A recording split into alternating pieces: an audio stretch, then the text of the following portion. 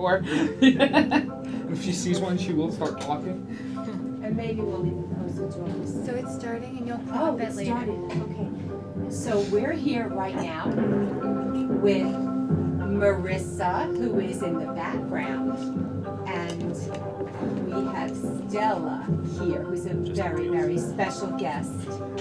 Okay. And I hope that this is okay. I'm going to talk loud so that they can hear me. Oh, wow. Okay.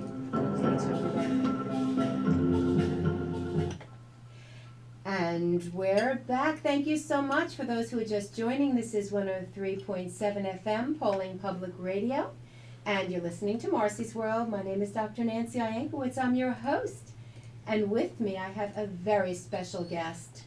I have Marissa, who is the human guest behind the scenes. And then I have Stella, who will be answering the questions. Really, it's Marissa answering the questions. But Marissa refers to herself as a born and raised New Yorker who grew up with the best of both worlds, a mom who was home during her youth and a dad who worked hard to ensure that all the family needs were met, and yet he managed to attend every special occasion. Marissa grew up experiencing all that New York had to offer, the pros and the cons. Yet in her own words, she always felt protected. School came easily to her, so she took many honors and accelerated classes in math and science. She's very shy by nature, which explains why she doesn't want to be on the Facebook feed part of this. And she deeply appreciates her inner circle of very special and incredible lifelong friends. Through middle school, high school, and college, Marissa volunteered with pediatric cancer patients. And this is part of what makes Marissa so special. Her bachelor's degree is in actuarial mathematics and human development. She was always a dog lover, but she never owned a dog until her dad's untimely passing. And when I first interviewed Marissa, she failed to mention she happens to have a doctorate in clinical psychology and a certification in thanatology, and she's an attorney. She happened not to mention these things. She has 2 honors graduate certificates in health and hospital law, as well as pharmaceutical and medical device law. I think Marissa is one of the most modest and humble people I have ever had the pleasure to meet. So Marissa's voice. Marissa, how you doing this morning? I'm okay. That's excellent. You know, the people on the radio don't know the difference. They don't see this adorable pink tutu that Stella is wearing, a beautiful dress that your beautiful dog is wearing. Can you just Are you say saying hi? Are you saying hi? She says, Yeah. oh, Sit. she's saying Sit. hi. Sit. Okay, you're going to sit right there, sweetie pie. I know you're used to helping people. And right now we're asking you to do stuff that's really very, very kind of unstimulating for you. So Marissa, just tell me, what is actuarial mathematics? It was my major just so I was pre-med and didn't want to be a bio major. Oh, I understand. So, you're a clinical psychologist and an attorney. Can you tell me a bit about that part of your journey? So going into college, I was actually pre-med. Wanted to be a pediatric oncologist, and lost my best friend to cancer, and it was a sort of a malpractice situation. And said, okay, done. I don't want the MD. Got a doctorate in clinical psych. Worked very successfully with pediatric cancer patients. And then my father died again, malpractice. I'm so sorry. And said, I'm going to law school. I'm done with doctors. We're going to ruin these doctors. Sorry. No, I get it. You know what? Keeping people on track and making sure that we have the very best health care is essential. And I really embrace that. That was very similar to my brother's journey. That's a different story. He was pre-med, and he had friends who were being poorly treated, and he decided to go into law, and he became a very successful attorney, keeping people on the straight and narrow, and that's what you're doing. So by 2009, what were some of your hopes and dreams, and how have they changed? I just picked that number because that's one of the ones we discussed. So 2009 is actually the year my father died. He died on my birthday. And when I walked out of the hospital after after his neurologist admitted that if he had listened to me, my father would be alive now, I looked at my mother and I said, Mom, I'm taking my LSATs. I'm going to go to law school. And my so-called goal was to be able to at least know enough that when we pursued it legally, I'd be able to help the attorney. So I did that, and I was like, I'm not going to let anyone else go through what I went through, basically. Wanted a dog. Said, we need a dog in this house. We need something to bring life into the house. And we actually rescued a dog. And her name was Coco, and she was half Chow and half Samoyed. And she had a very difficult journey. Yeah, so Coco was horribly abused before I got her. And I got her, and everyone says I showed her heaven on earth for a few months. And I did the best I could, but she was given to me with cancer, and the rescue never told me. So after 2 cancer surgeries in 6 months, I had to put her down. That's very, very painful. Yes, absolutely. So you've managed to turn your pain into positive energy, and you've managed to turn the difficult parts of your journey into healing interventions for others. And that's part of what fascinated me when I read the article in Westchester Family. It spoke a bit about the loss of your dad, your best friend, and your first dog, all before Stella came into your life. And through that article, you shared a bit about the unique path you began with Stella. So what motivated you to listen to the woman in the dog park? Tell us a little bit about that. So there's this woman, Ivy, who is actually listening on Facebook, hopefully. Hi, Ivy. Hopefully if she woke up. Have a beautiful day. So Ivy met Stella when she was 4.5 months old, maybe 2 weeks after I got Stella. And she came over to me, and she says to me, so, is Stella a therapy dog? And I said, who are you? And, what do you want from me?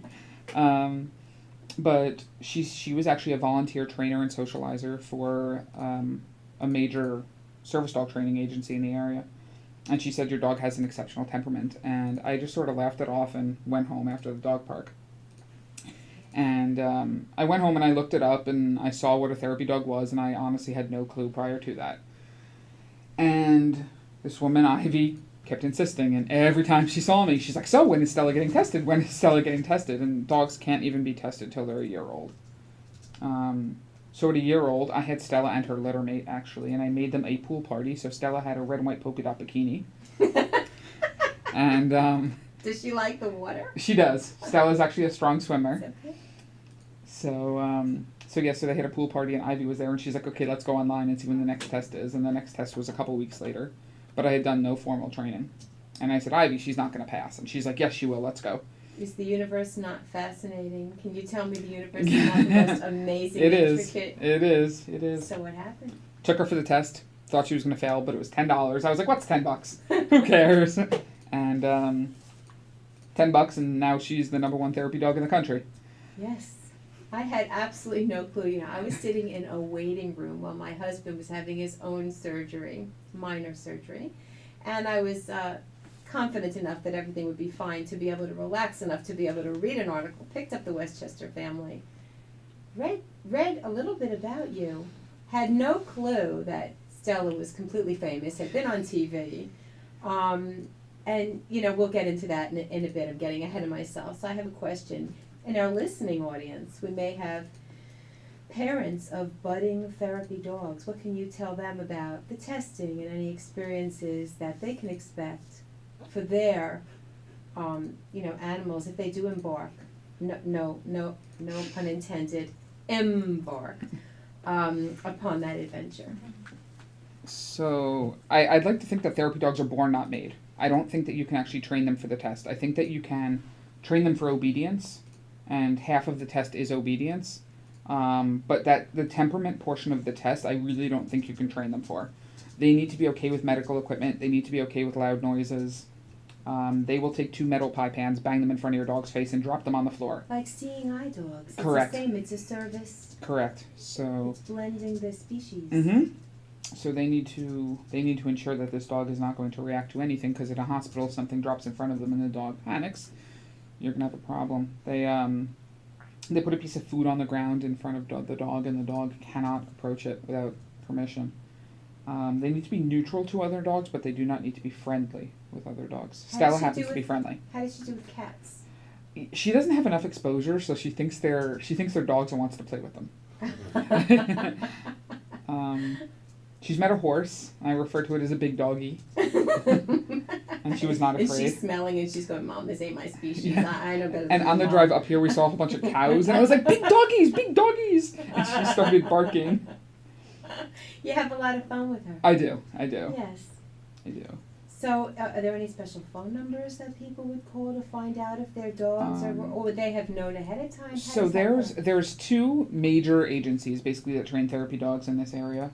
One of them is Therapy Dogs International, which is who trains Stella, and Therapy Dogs International and Pet Partners, which is the competitor, have similar or pretty much identical testing.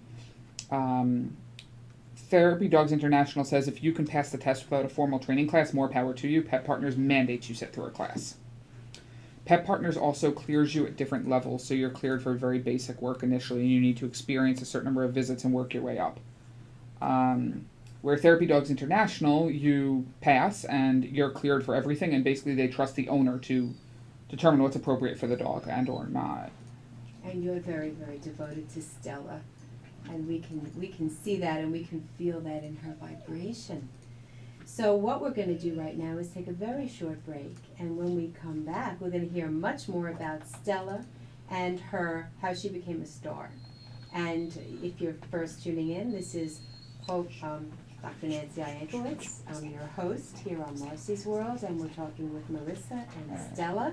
And we will come back 103.7 FM, Pawling Public Radio. Stay with me. This isn't my way. I want to look at it. Can't see. There we go. This shows me too much. So Jesse, can you push the pause on the lower portion? The lower portion just as a pause. Yeah. So they're. Tove?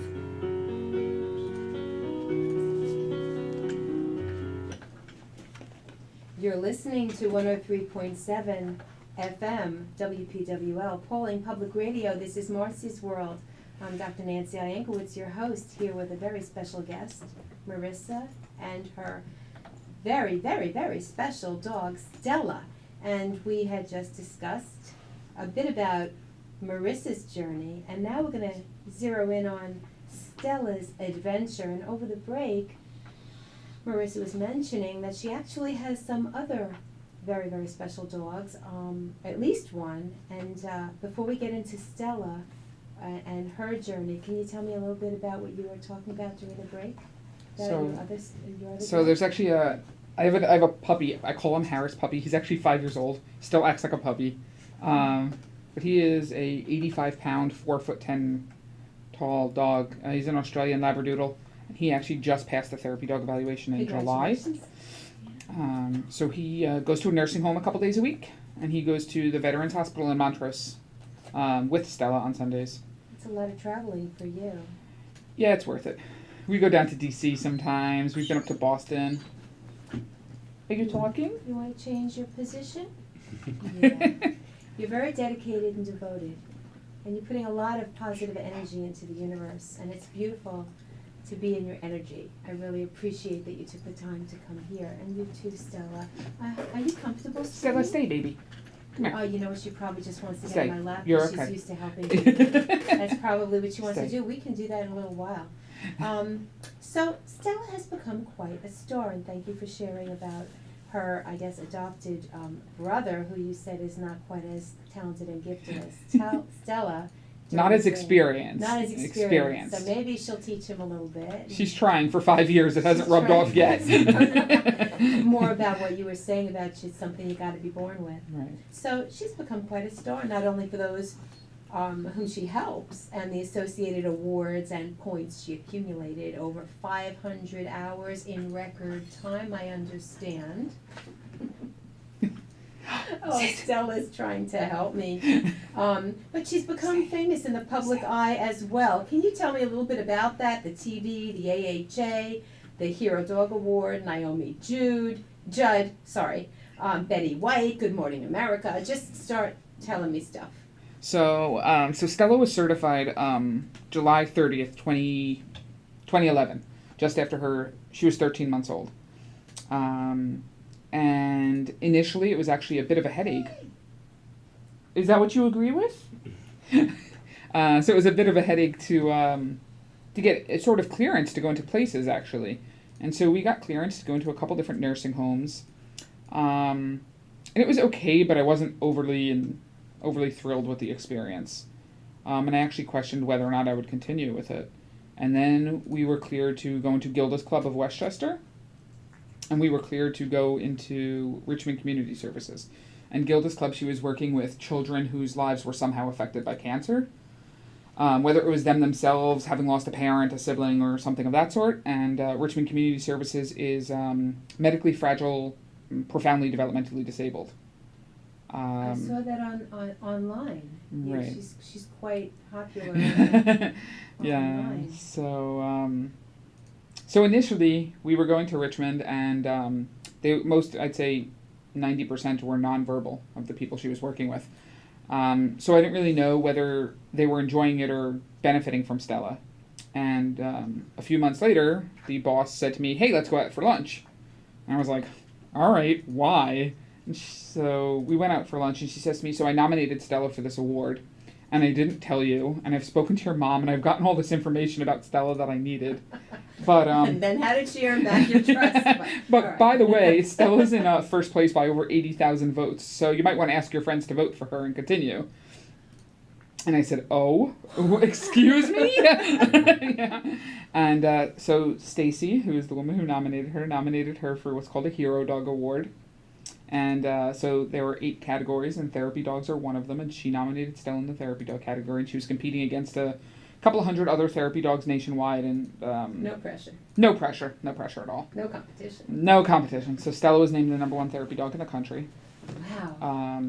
And basically the story was told that she was in a group home visiting an individual who was in his mid-30s, and he was nonverbal, and Stella was sitting on his lap in his wheelchair, and there were other people in the group home. So I said, "Come on, Stella, let's go to the next person." And she jumped off his lap, and the man started crying, and I was like, "Uh-oh." And I thought, honestly... But it was a breakthrough. Well, me being the pessimist, I was like, "Oh, Stella scratched him." Oh. My luck. Thank God there's insurance on her, but even still. And the staff said, "No, he's never done this before. Could you put Stella back?" And I did, and he wrapped his arms around her and said, "Mine." Oh. And I didn't know that part. Yeah, guy hadn't spoken before, and will only speak to Stella from that point forward.